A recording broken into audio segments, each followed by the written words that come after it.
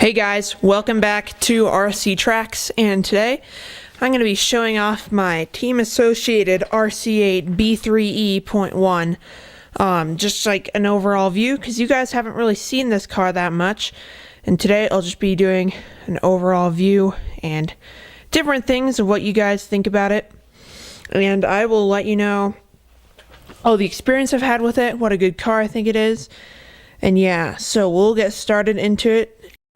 So obviously this has been a very good car for me. After all, it is an 8 scale performance buggy, so I wouldn't expect too much less. But first we'll just go into the components of my car and what I overall think of the buggy and all the nice features I think it has. This isn't really a review, just kind of an overview of the buggy. I know a lot of people have done this, but I'm just going to go ahead and do it for my own car. So first, as you can see, we have my body and my color scheme. So let me just take that off, and underneath, see if I can get a good view for you guys. As you can see, I have my pretty much all my electronics set up in it right now, and so I'll just go over the overview. Go over the overview of everything I have. So first, as you can see, I have a Macklin or whatever you like to call it. It's an MR8 1950 kV. This is only the version 1, but it still provides me with plenty of power. Over here you can see I have the Hobbywing XR8 Plus. This is the new one. This is a really good ESC that a lot of 8 scale guys run. I run as well. Then obviously over here I have the Expert SI4401 BLS servo. This servo has about 270 ounces of torque at about 0.11 speed, which I think is plenty for an 8 scale. It's probably the sweet spot for 8 scale, and right now I do have the center diff out of it because I was servicing it a bit earlier. But yeah, as you can see, this is just the overview of my car. Right now I have Proline hole shots on, which are probably the cleanest tires I have.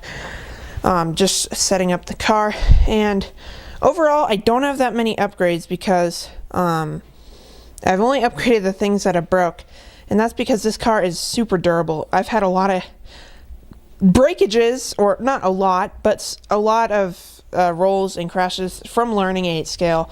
So I'd say, due to my use, this car has been holding up really well. So first, we'll go over here.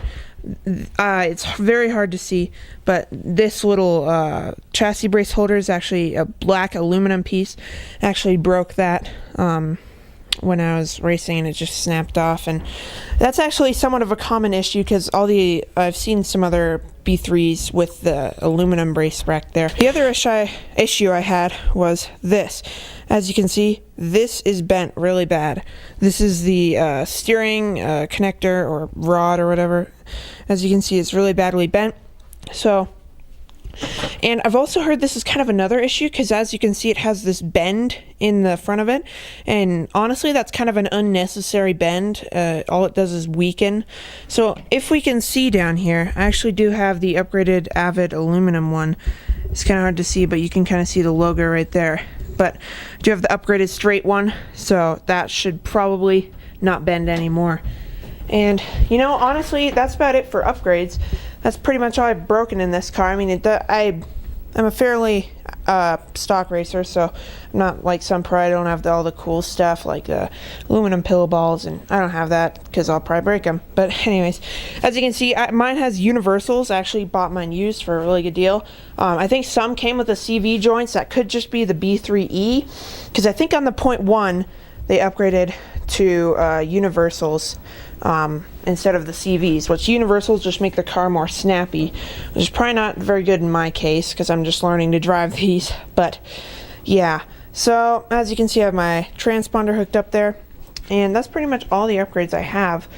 Trying to think, I don't think there's anything else, but yeah, I'll tell you some stories of breakages because I have 2 good stories that are like, it surprised myself I even did it. But so the first one is this entire piece one day. I, Loctited it in, but I guess I must have not tightened enough. But this whole motor assembly was jiggling around inside the buggy, like the drive shaft's going around, and it was still driving. And the reason I stopped is I heard it sounded really bad. And I was like, that could be an issue. So that's one of the issues.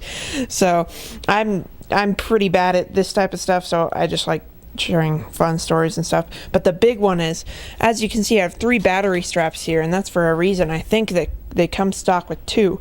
But so there's this huge triple at the track I go up to.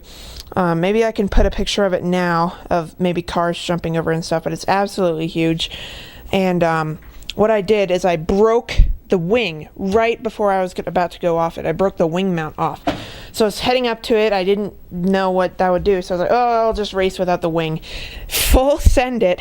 It just nosedives straight into the ground. And no amount of full throttle would correct it, because obviously the wing was the thing that made that happen. And nose down into the ground. And both of the battery straps broke. The battery just flew out. This rear body post broke. And the battery flew out. And I mean, this is the battery right here, and I still use it, and it still works fine. So I guess Jen's Ace makes a really tough battery, but battery flew out, and yeah, that was not a good day for me. But it was pretty crazy. The body ripped as well, and the body post broke. But yeah, so that's just a couple of my stories and my experiences. It's not really meant to be a full-on review.